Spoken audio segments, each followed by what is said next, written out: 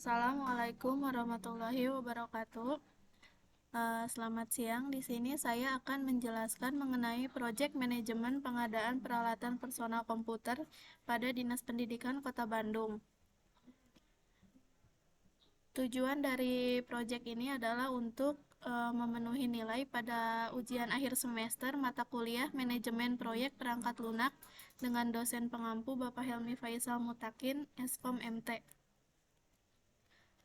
Anggota kelompok dari proyek ini yang pertama ada Mukhlis Hoirudin, kemudian ada Muhammad Alvin Ramadan, ada Rezi Taufik Ramadan, dan yang terakhir Indra Puspitasari. Di sini saya akan menjelaskan introduction dalam proyek ini. Nah, dalam era teknologi ini, komputer menjadi kebutuhan penting dalam berbagai aspek kehidupan, termasuk pendidikan. Namun, Dinas Pendidikan kita menghadapi tantangan infrastruktur yang kurang memadai. Melalui proyek pengadaan komputer baru, kita dapat meningkatkan efisiensi kerja dan pelayanan kepada masyarakat. Maksud dan tujuan. Maksud dari proyek pengadaan personal komputer di Dinas Pendidikan adalah untuk meningkatkan efisiensi, produktivitas, dan kualitas layanan yang diberikan oleh Dinas Pendidikan kepada masyarakat. Dengan memiliki personal komputer yang canggih dan dapat diandalkan, Dinas Pendidikan dapat mengatasi berbagai tantangan yang dihadapi dalam pengelolaan administrasi, pemrosesan data, dan pelaksanaan program-program pendidikan. Acuan pelaksanaan. Acuan pelaksanaan dalam dasar hukum pengadaan proyek personal komputer di Dinas Pendidikan meliputi beberapa poin. Poin yang pertama adalah Permen PAN RB nomor 4 tahun 2019, pedoman pengadaan barang atau jasa pemerintah. Kemudian Peraturan Presiden nomor 54 tahun 2010, pengadaan barang atau jasa pemerintah. Lalu kemudian ada peraturan daerah atau peraturan gubernur tentang pengadaan barang atau jasa pemerintah. Poin selanjutnya ada pedoman teknis pengadaan barang atau jasa pemerintah. Lalu ada standar spesifikasi teknis dan yang terakhir peraturan internal Dinas Pendidikan. Terus di sini ada WBS atau Work Breakdown Struktur. Untuk skop dari project management ini, WBS dapat dilihat pada link berikut. Kemudian di sini ada schedule atau time management. Pembangunan sistem ini direncanakan membutuhkan waktu sekitar 1 bulan. Proyek ini mulai dikerjakan pada bulan November 2020 dan akan selesai pada bulan Desember 2020. Jadwal tersebut bisa berubah dan bisa terjadi dan diinformasikan oleh project manager. Untuk schedule atau time management dapat dilihat pada gambar di samping ini. Kemudian selanjutnya akan dilanjutkan oleh Alvin. Baik, untuk selanjutnya itu di cost budget management. Di sini adalah list tabel cost budget management dengan rincian sebagai berikut. Untuk rincian biaya langsung personel itu ada 6 poin, yaitu tenaga ahli teknisi jaringan informasi, ada tenaga ahli teknisi perangkat keras, ada tenaga ahli fasilitator, kemudian ada tenaga ahli administrator, kemudian ada tenaga pendukung sekretaris, kemudian ada tenaga pendukung operator komputer. Untuk satuannya, setiap tenaga ahli itu 1 orang dan ada tenaga pendukung yaitu 6 orang. Untuk lamanya yaitu 2 bulan, kecuali tenaga pendukung itu 1 bulan. Untuk volume ada di sini harga satuan tenaga ahli teknisi jaringan informasi yaitu 12.250.000. Kemudian tenaga ahli teknisi perangkat keras sama di 12.250.000. Untuk tenaga ahli fasilitator sama 12.250.000. Tenaga ahli administrasi itu di 11.150.000. Tenaga pendukung sekretaris di 7 juta rupiah. Kemudian tenaga pendukung operator komputer di 7.800.000. Kemudian dengan jumlah harga dari tenaga ahli teknisi jaringan informasi yaitu di 36.750.000. Kemudian untuk tenaga ahli teknisi perangkat keras di 24.500.000. Kemudian tenaga ahli fasilitator di 24.500.000. Kemudian tenaga ahli administrator di 22.300.000. Kemudian tenaga pendukung sekretaris jumlah 14 juta rupiah.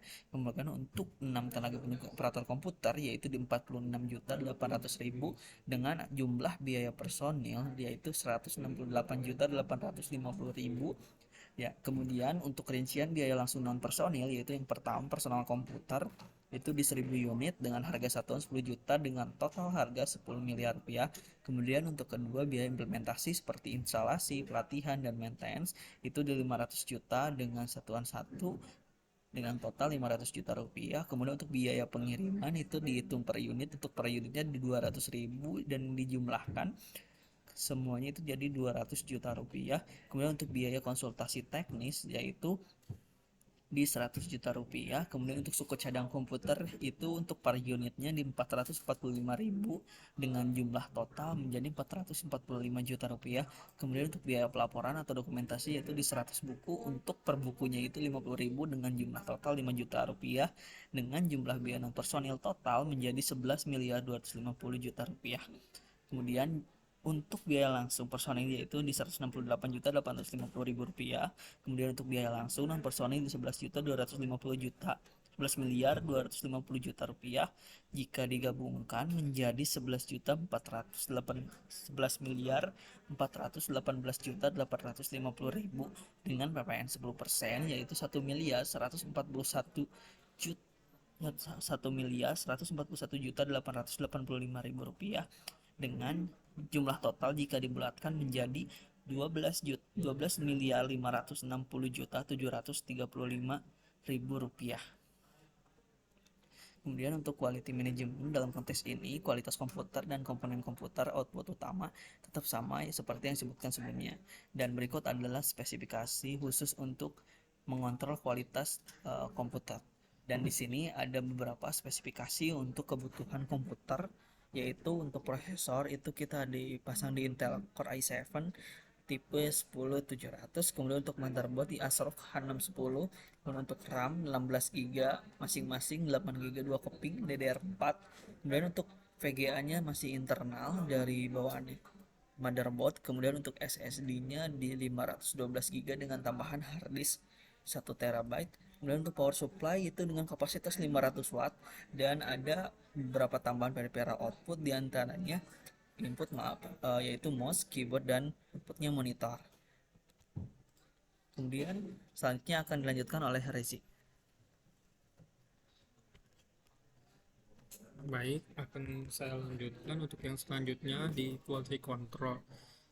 Pada bagian check sheet, lembaran konfirmasi barang cacat, penyebab pemeriksaan adalah dokumen yang digunakan untuk mencatat informasi tentang barang cacat, mengidentifikasi kemungkinan penyebab cacat, dan mendokumentasikan hasil pemeriksaan atau pemeriksaan yang dilakukan pada barang tersebut. Ini berfungsi sebagai cara yang sistematis untuk melacak dan mengkomunikasikan status dan temuan terkait dengan item yang rusak. Di sini ada defective item check sheet yang dimana 1000 bisa diasumsikan 1000 komputer ada 5% yang defect. Estimasi pengecekan barang rusak, bagian ini merekam gambar tentang item yang rusak seperti nama, deskripsi, nomor seri atau nomor komponen, dan tanggal pembelian. Informasi ini membantu dalam mengidentifikasi secara akurat item spesifik yang sedang diperiksa. Tentang item yang rusak seperti nama, deskripsi, nomor seri atau nomor komponen, dan tanggal pembelian, informasi ini membantu dalam mengidentifikasi secara akurat item spesifikasi yang diperiksa. Di sini ada bagian tipe dari defeknya seperti motherboard tidak responsif, pixel mati pada monitor, tombol keyboard yang tidak berfungsi, dan sebagainya. Bisa dilihat seperti count dan skornya bisa dihitung.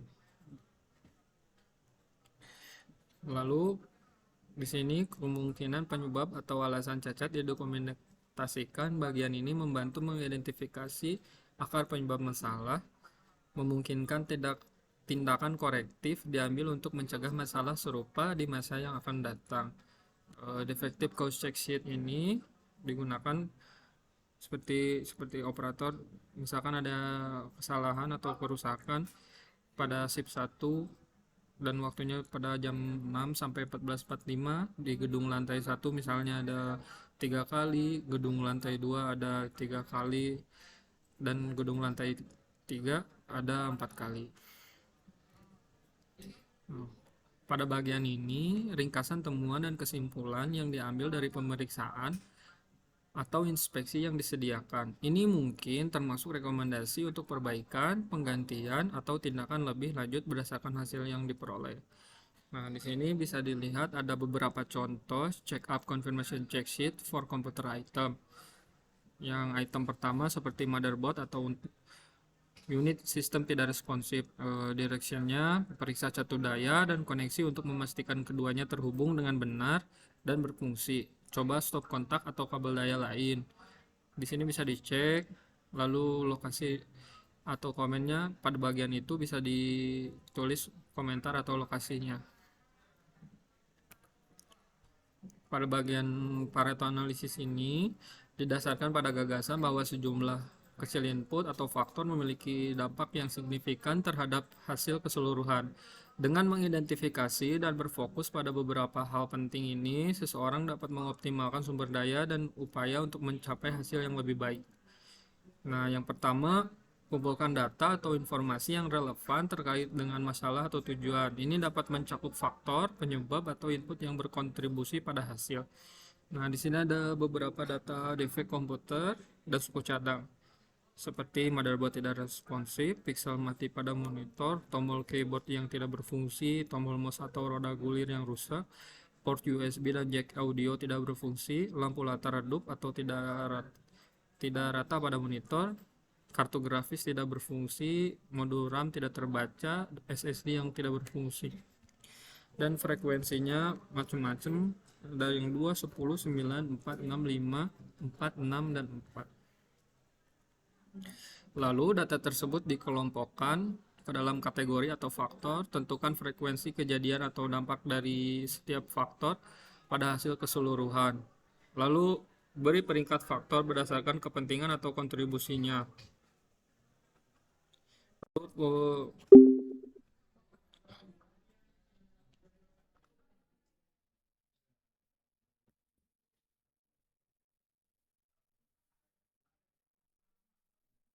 frekuensinya bisa dihitung di Excel seperti ditambahkan pada kolomnya dalam persen. Lalu untuk kumulatif percentage data defek komputer dan suku cadang bisa dijumlahkan juga menjadi kumulatif frequency in percent. Ini untuk menghitung distribusi frekuensi dan akan dihitung berturut-turut dengan menjumlahkan persen dengan frekuensi lainnya. Lalu membuat bagan Pareto, bagan batang yang menampilkan faktor atau kategori pada sumbu X dan frekuensi kejadian atau dampaknya yang sesuai pada sumbu Y. Faktor-faktor tersebut biasanya disusun dalam urutan kepentingan yang menurun. Lalu bisa kita lihat Pareto analisis untuk komputer dan suku cadang di sebelah kanan ini seperti pixel mati, tombol, port USB, modul RAM, lampu latar, tombol, kartu grafis, solid state, dan motherboardnya bisa terlihat jumlahnya dari hasil perhitungan yang tadi. Lalu hasil tersebut dianalisa untuk mengidentifikasi beberapa faktor penting yang paling berkontribusi terhadap masalah atau tujuan, karena seringkali sejumlah kecil faktor akan menjelaskan porsi yang signifikan dari efek total. Fokus pada beberapa hal penting, alokasikan sumber daya, perhatian, atau upaya pada faktor kritis yang diidentifikasikan dalam bagan Pareto. Dengan mengatasi atau meningkatkan faktor-faktor ini dapat mencapai dampak paling signifikan pada hasil keseluruhan. Selanjutnya akan dilanjutkan oleh teman saya Mukhlis.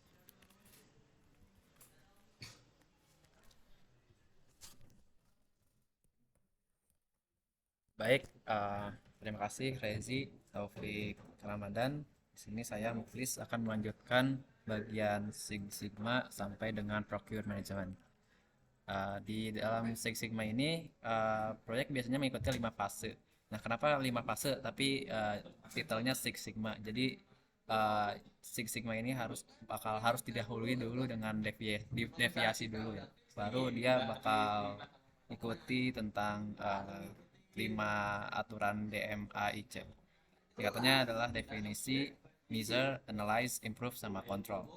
Kemudian di sini tuh setiap fase memiliki tujuan yang aktivitas khusus yang dirancang untuk membantu organisasi mencapai peningkatan kualitas yang signifikan. Dan untuk mengecek defectnya itu kita menggunakan DPMO ya, Defects per Million Opportunities, yang akan bisa kita lihat di slide selanjutnya. Sini kita punya 9 kriteria defect ya. Ada motherboard tidak responsif, pixel mati pada monitor, tombol keyboard yang tidak berfungsi, tombol mouse atau roda gulir yang rusak, port USB dan jack audio tidak berfungsi, dan lain sebagainya sampai 9. Nah, di sini kita estimasikan atau kita bayangkan ketika ada beberapa defect di sini ya. Ada di komposer 1, defect 1 dan lain sebagainya. Dan ini ditotalkan di subtotal defect, kemudian eh, total yang dari defect-defect 1 sampai 9-nya berapa di bawahnya dituliskan sampai kita menyimpulkan semuanya ada 25 defect. Kemudian di sini di PMO itu kan sejuta dikali number of defect. Berarti di sini kita tuliskan 25 defect dikali sejuta. Sama dengan, nah kita jangan lupa kita bagi dulu dengan yang ininya ya, number of unit dikali number of opportunity per unit. Karena sebelumnya kita sudah sudah dikalikan dengan 5%, dari 1000 menjadi 100, maka kita tinggal dikalikan 9, terus dia bakal menjadi hasilnya 27.777. Dan pakai dengan dilihat tabel konversi maka hasilnya akan 3,41. Kemudian selanjutnya adalah communication management. Di communication management ini kita akan menuliskan beberapa komunikasi yang akan kita lakukan seperti pemangku kepentingan tim proyek, jenis komunikasinya rapat awal sebelum pelaksanaan, dan metode komunikasinya rapat tim proyek. Dan frekuensi komunikasi itu hanya pada awal proyek dan jadwal komunikasinya tanggal 18 November 2020. Dan kemudian ada tim proyek manajemen, jenis komunikasinya perkembangan pengadaan, status proyek, jadi kayak pengecekan status proyek, terus pertemuannya tatap muka, laporan tertulis dan email, jadi biar semua laporannya tercatat dan tersimpan secara digital. Dan frekuensi komunikasi itu harian 30 menit setiap pagi, jadi nanti tim proyeknya harus laporan gitu berapa banyak defect yang ditemukan atau berapa banyak komputer yang telah dicek dan udah masuk ke ini ya, udah masuk ke kriteria. Terus kemudian ada manajemen kepentingannya, dan di jenis komunikasinya evaluasi, rapat manajemen, laporan tertulis dan email, metode komunikasinya, kemudian frekuensi komunikasi di akhir project yaitu 1 Desember 2020. Dan kemudian ada pemasok barang. Di sini jadwal komunikasinya sesuai kebutuhan ya, karena tidak terjadwalkan karena ketika jenis komunikasinya penawaran, status pengiriman barang itu sesuai dengan kebutuhan pemangku kepentingan gitu, kapan dia akan melaporkan atau menawarkan. Terus kemudian pelanggan, yang pemangku kepentingan pelanggan ini jenis komunikasinya pembaruan waktu pengiriman barang, dia metode komunikasinya lewat email apabila perubahan diperlukan frekuensi komunikasinya, dan itu jadwalnya sesuai kebutuhan juga. Dan di sini ada risk management. Risk management ini resiko-resiko yang kemungkinan bakal kita dapatkan gitu. Di sini ada 9 resiko ya, sebenarnya di sini tidak tergambarkan di image ini, cuman kita mempunyai 9 resiko yang dimana resiko-resiko tersebut sudah kita pikirkan yang bakal kita hadapi nantinya dengan kategori, penyebab, dan kemungkinan tertentu. Dan kemudian dari resiko-resiko tersebut kita sudah menentukan matriks dari resikonya. Ada yang low kemungkinannya dan impactnya juga low, ada yang low medium kemungkinannya low tapi impactnya medium, dan ada yang kemungkinannya high dan impactnya juga high, yaitu tertera di tabel matrix di sini. Dan terakhir di sini ada procure management. Di sini kita setidaknya di dalam aplikasi itu membutuhkan antivirus sama lisensi Microsoft, dan dibutuhkan untuk antivirus dibutuhkan untuk menjaga keamanan sistem, dan lisensi Microsoft dibutuhkan untuk lisensi program pada project manager. Dan sekian, mungkin terima kasih, kita kembalikan ke Inka. Sekian presentasi proyek dari kelompok kami, kurang lebihnya mohon dimaafkan. Wabillahi taufiq wal hidayah. Wassalamualaikum warahmatullahi wabarakatuh.